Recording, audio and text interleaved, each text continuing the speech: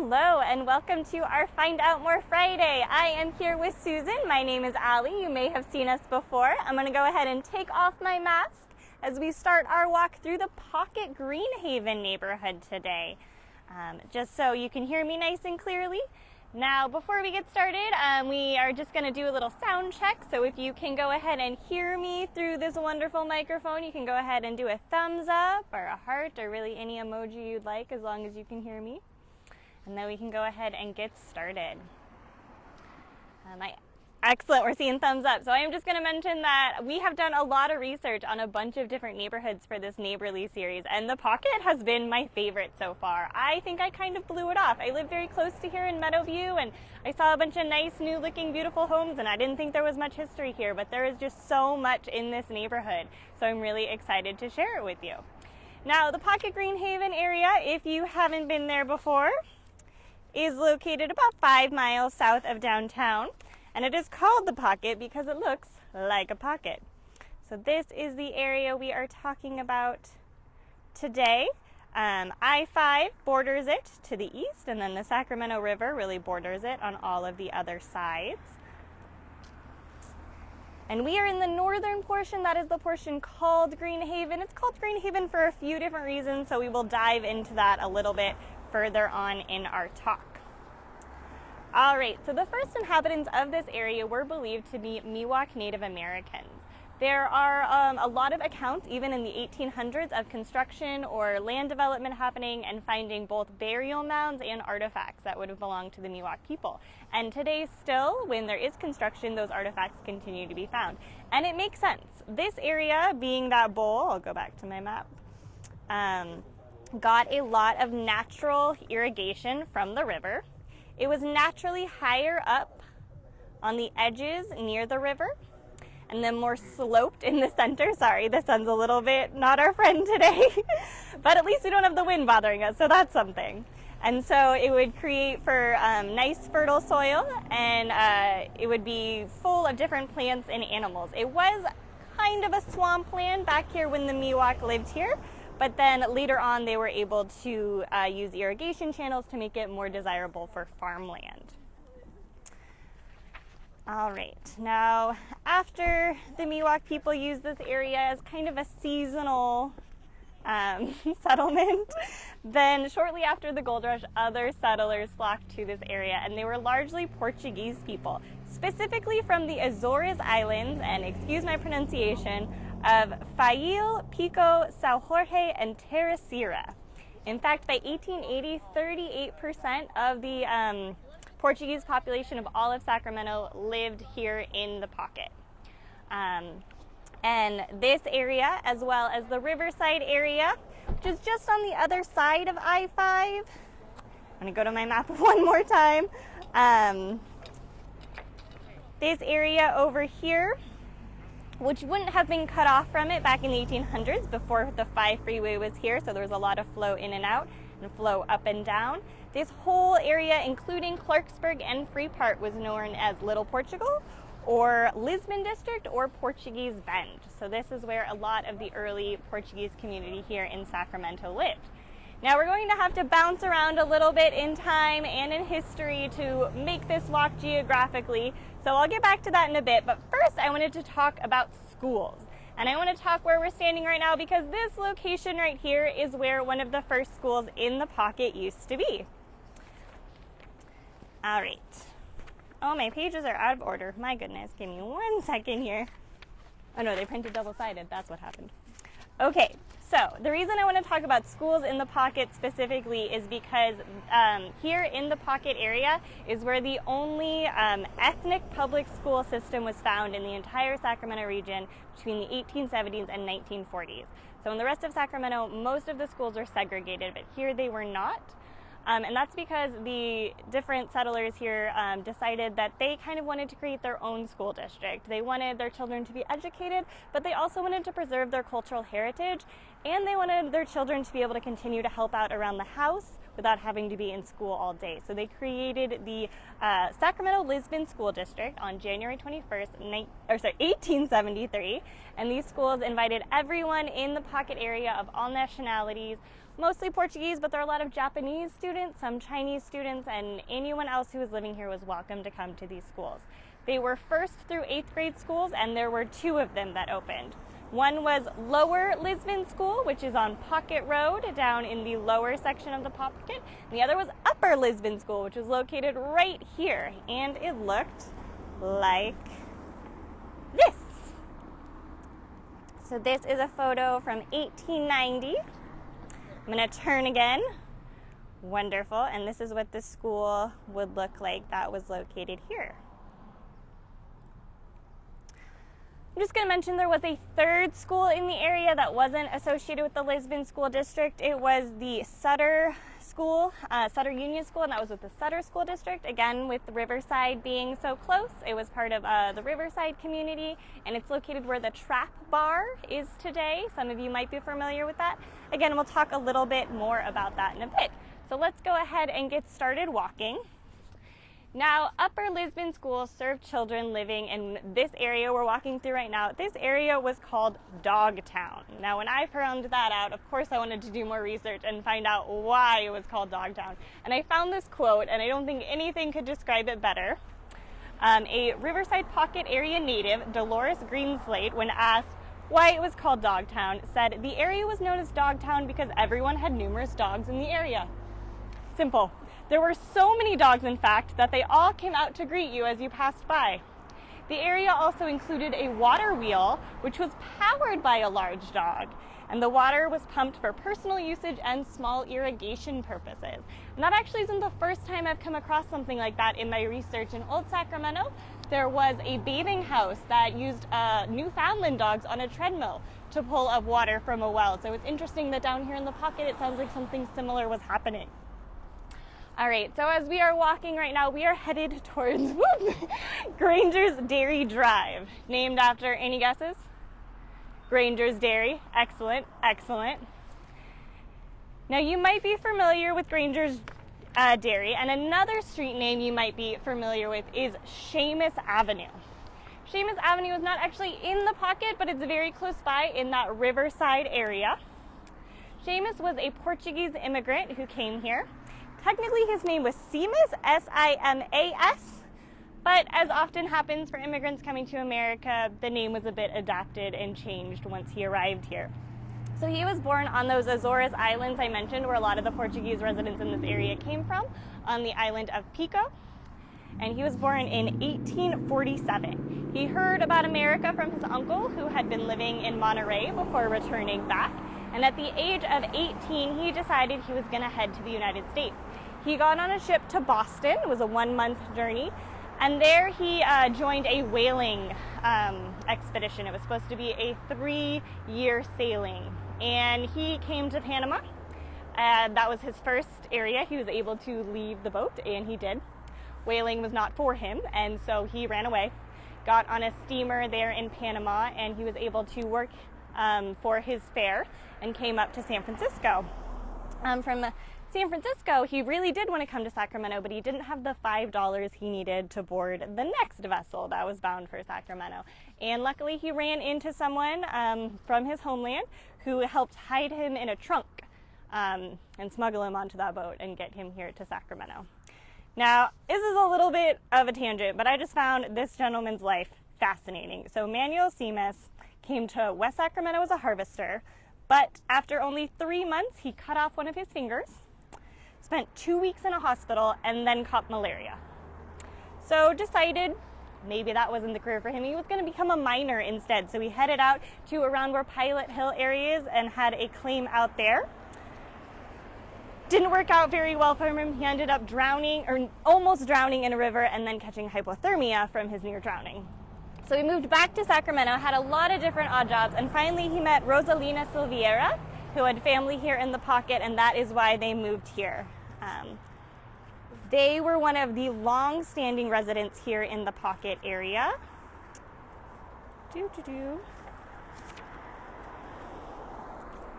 And I have a photo of Manuel and Rosalinda right here on Manuel's 90th birthday.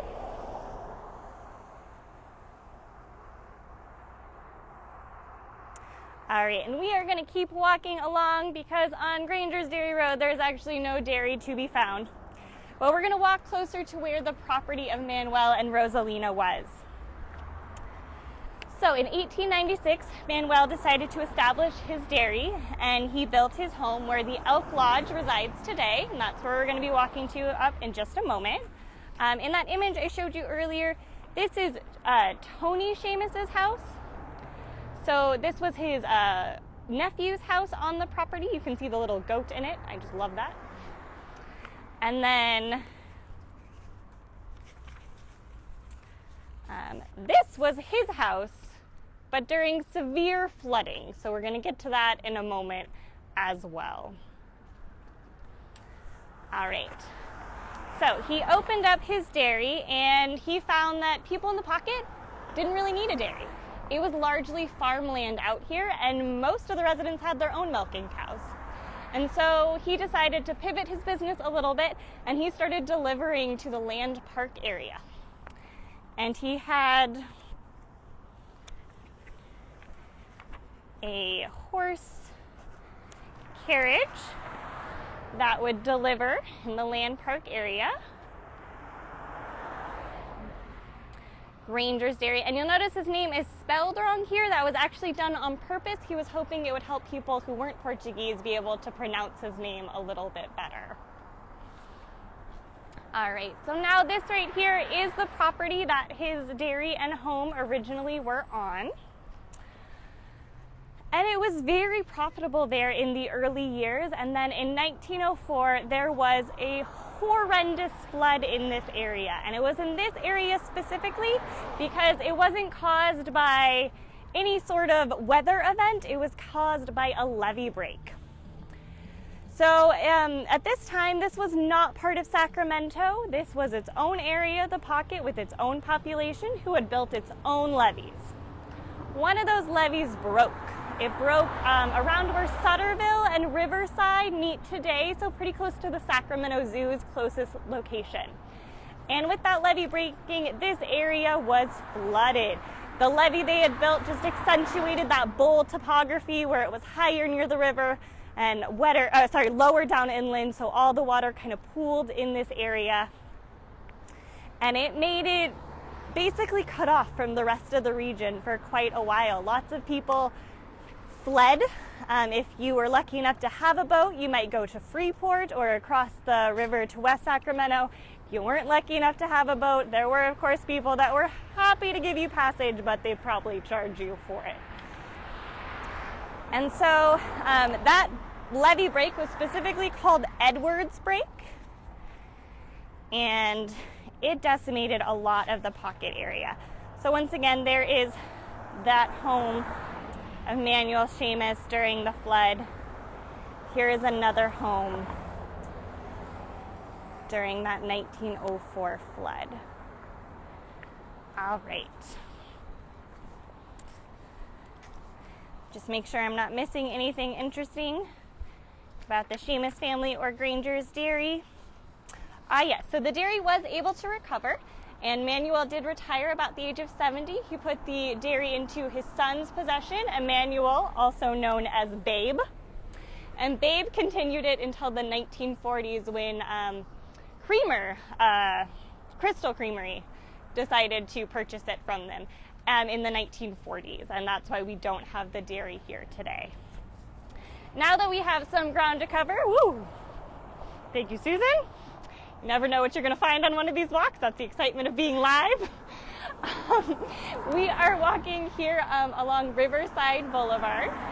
Riverside Boulevard was one of two early roads here in the pocket areas. Actually, Riverside Road at the time, and then Pocket Road was the other one. Riverside was the only one that went all the way through the pocket and connected to the rest of the region at both ends. Now, if you look around, you don't see a river. And even though I told you we have those levees and that bowl-shaped topography, we're actually not that close to the river. So we are actually up right about here right now. We are quite a ways away from the river. So I did some research, and it turns out Riverside Road, not because it's at the side of a river. It was named after a hotel, Riverside Hotel, which in its early days was actually Hooker's Ranch Hotel, named after a Mr. Hooker. Riverside Hotel was one of the early businesses here in the Pocket area, and so that's why the road was named after it. Now, going back to our other early history, as I mentioned, one more fun fact about Riverside Road. It used to be a toll road, actually, but it was considered to be one of the nicest roads in the area because of that. About every mile or so, it actually had a water tank and a sprinkler system that in the summer would periodically spray to keep the dust and the dirt down on the road. This was a very nice boulevard, and it continues to be a major thoroughfare in the Pocket today. So yes, as I mentioned, after the Miwok people were living in this area, it was considered kind of a swampland, and many different immigrants didn't want to come to this region because they considered it to be that swampy, inhospitable kind of place. But a lot of Portuguese farmers saw the potential. They knew how to build different channels and things to drain and irrigate this area so that they could use it to produce just about everything. So just to kind of cover all our bases, tomatoes, asparagus, lettuce, cabbage, corn, onions, sugar beets, potatoes, beans, and hay were all grown here. There were cows, chickens, rabbits, geese, and pigs. There were orchards of cherries, apples, peaches, lemons, oranges, and walnuts in this area. So just about everything you could want to enjoy was grown right here in the Pocket in the 1800s. At that time, what we call the Pocket was two separate townships. Kind of how I mentioned there were those two separate schools, upper and lower. So the upper section was part of Sutter Township, and the lower part was part of Franklin Township. Now, I've been emphasizing the Portuguese community. There was also a really predominant Japanese community that came here after World War I. Unfortunately, just after they had settled in this community, World War II came, and many were forced out of their homes and into Japanese internment camps. But there are lots of recorded cases of homes and properties kept intact because their Portuguese neighbors looked after them and protected them while these Japanese community members were unfortunately unable to be in their homes. And I think that's just a really wonderful thing and speaks back to kind of the diversity and the community that was here. So we did have those integrated schools, we did have ethnic schools, we did have a lot of cultural heritage in this area. Other people that talk about through oral histories or what their families remember life being like here in the 1800s, it was kind, it was generous. People would leave tractors on the corners of parcel lands for people to share. And in times of famine, like the Great Depression, people were giving food to one another. They had a lot of different festivals. So again, excuse my pronunciation, the chamarita, an Azorean folklore dance, was held many times throughout the year. They also had a Mardi Gras type religious festival every year. I have a photograph of that. This is actually on those grounds we just passed. So Manuel and Rosalina of the Granger Dairy held that festival one year on their property. And the biggest festival they had is the Holy Ghost Festa, which continues in the area today. So here's a picture from 1936 of Queen Lorraine, who was crowned queen at that Holy Ghost Festa. It's a festival that commemorates Queen Saint Isabel of Portugal, who sold her jewels to help feed the poor in Portugal. And through her dedication and belief in the Holy Spirit, it is believed she united the people of Portugal. So every year, a young girl from the community was crowned the queen of the celebration of her. And it happens near Easter, about 6 weeks after Easter every year here in the community, if you ever want to participate in that. All right. Now, looking around at the homes here in the Pocket, they look like pretty traditional suburban homes that you see in a lot of other neighborhoods here in Sacramento. There are a smattering of historic homes in the pocket, but not too many of them, and we'll get to why that is in a moment. But I want to show you what the houses would have looked like in the 1800s, not flooded. So here are two homes, the John Silva home and the Perry family home. And what you'll notice about them is they are 2 stories, but the staircases go right up to that top story. So they were prepared for flooding. They built their homes around the idea of flooding. And so on that top story, you would find the bedrooms and anything important. And then on the bottom stories, sometimes there'd be nothing. If there was something, it was just the kitchen or the pantry, things that could deal with the flooding.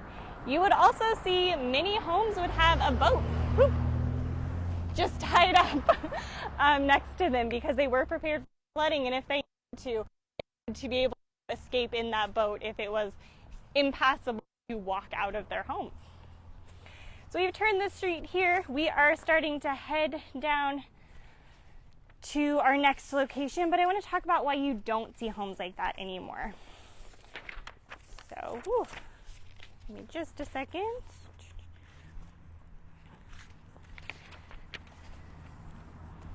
All right, so this area was incorporated or annexed into Sacramento in 1959, so not that far in our past. And it was immediately rezoned for residential and commercial development, even though much of the land was still farms. And a lot of farmers couldn't afford to pay these higher property taxes that came with this new zoning assessment. And so some of them held out for as long as they could, but many of them were eventually forced to leave this area. And then there was quite a few developers that came in, purchased up these properties. The biggest one was Lincoln and Parker Development, came in the early 1960s, and they created a giant planned community called Green Haven 70. Green Haven was because it would center around a long green belt here in the pocket known as the Green Haven, and it wanted to, as part of its plan, emphasize having those, I lost my map again, having those different green strips adjacent to schools and connecting communities. And so it started at the Frank Seymour Park, very close to where we are now, and it was 70 because it was planned to start in 1970. Here we go.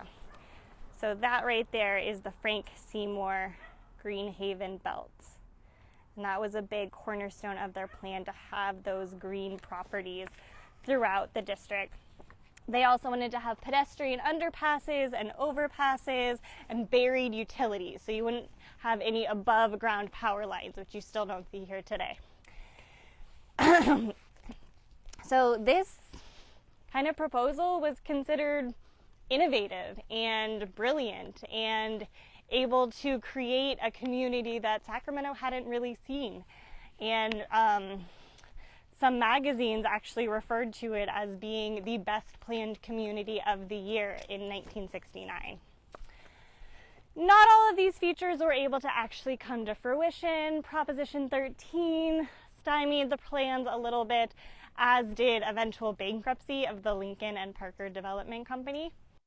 But you will still see that we do have the buried utilities, those green strips, Green Haven areas, and our schools are all full of green areas. Each school in the pocket has an adjacent park to it. All right. After Green Haven 70, there was a second planned development, Green Haven 2, that was further to the west. To the south, there was the pocket neighborhood until eventually just about every square inch was developed, with the exception of a few homes and ranches that were able to be preserved. Now, Green Haven also is the name of a lake here in the pocket, which you may have heard in the past. So on the topic of Green Haven and on the topic of architecture, might surprise you to know that many buildings, such as the Memorial Auditorium, the Elks Building at 11th and J Street, the Cathedral of the Blessed Sacrament, a portion of the state capitol, and various structures in Old Sacramento where our museum have something in common with the pocket. And that is that all of our bricks came from here. They came from, what was the brickyard? Ooh, oh. And again, we just have the street sign today to kind of remind us of what was here in the past. But this is where the Sacramento Brick Company was located. I have a photograph here. It's a little bit pixelated, so bear with me. The Sacramento Brick Company was the first brickworks to be established in Northern California. I can rotate if you need. Okay, it opened in 1854 and the factory was located in this area right here. And they produced bricks for much of Sacramento, as I mentioned, but they needed to make those bricks from clay. And they dug that clay right across from where we are, where Greenhaven Lake is today. The demand was so high, they kept digging for clay, kept digging for clay. Eventually they hit the water table, and that started to fill up that pit with water. They decided to just go with that and later did fill it in completely to become Greenhaven Lake. I would have loved to show it to you. It is really hidden in there with different homes, but you can see on our map this man-made lake here in the pocket. And early on, there were a lot of Chinese laborers actually, and mules that would carry the clay from the pit from Greenhaven Lake over to our brickworks here. It's Greenhaven Lake, quite large. Later on, they actually developed a whole railroad system of single railroad cars, kind of like mine cars, that could bring the clay over to the brickworks. So we're right about here, brickworks, in comparison to the clay. So it had to travel a little bit there. All right, now there is so much in the pocket. I wish I could show you all of it. Already you've probably seen things are a little bit spread out here, so we can't walk to all of it in a day, but I do encourage you to come back here. There is a Portuguese Hall, Portuguese Park, Garcia Bend Park, a lot of places with some really fascinating history. And I want to talk about just one more before we finish. I want to talk about the Trap Bar. It's been in the news recently. You may have heard that they are considering selling it or even demolishing it. And the Trap has actually, it's the oldest, let me fact check myself before I say this. It is the oldest dive bar in Sacramento. It's also one of the longest running businesses in Sacramento. So it was opened in 1861. It was originally the Pimentel's Ingleside Cafe, owned by the Pimentel family. And then it became Pimentel's Saloon. And then later on it did become the Trap. Okay. Oops, so this is Tony Pimentel on his wedding day. Right here. He was not the original owner, he was the grandson of the original owner, but he was the one who transferred it to being the Pimentel Saloon. This is a picture of the Trap Pimentel Saloon around 1910. So when it was a saloon at that time, it was both a saloon and a grocery store. There were entrances on both ends so that ladies who wanted to go to the grocery store wouldn't have to walk through the saloon to do so. But I think it just really shows how much there is in the pocket that has been here for so long, and it's easy to see these modern houses and forget that there is a lot of cultural heritage here, and it's just a really wonderful neighborhood. So if you have the chance, I do encourage you to come visit the pocket and find out more. So join us next month. We will be looking into 2 more neighborhoods. We'll be looking at Alkali Flat and the West End. Then we're going to be taking a break from our neighborly videos for a little bit, but there will also be some other new videos to watch with us. In February, we're going to be doing a Who Is It Wednesday, so you can see if you can guess who we'll be talking about. And in March, we're really going to dive into some newspaper history. So we'll see you all then.